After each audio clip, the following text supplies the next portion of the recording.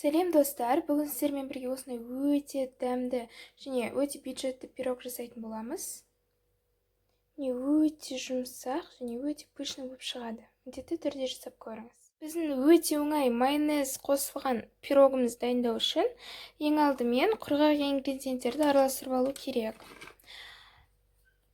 Менде мына жақта бір стақан ұн, оның үстіне бір шай қасық қопсытқыш қосамыз, және қалауыңызша бір ас қасық мак қоссаңыз болады. Енді осы құрғақ ингредиенттерді араластырамыз.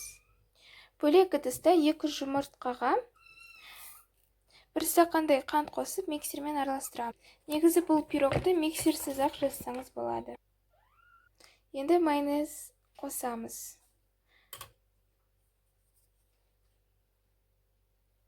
Негізі рецепт бойынша көбірек қосу керек, бірақ мен үйде қалғанын қосамын. Менде мына жақта 50 граммдай майонез. Енді араластырамыз. Араластырып болғаннан кейін аз-аздан құрғақ ингредиенттерімізді қосып миксермен араластырамыз. Алдын ала пешімізді 180 градусқа қыздырып қоямыз, себебі пирог өте тез жасалады. Міне, қамырымыз дайын болды. Осындай консистенция болып шығу керек.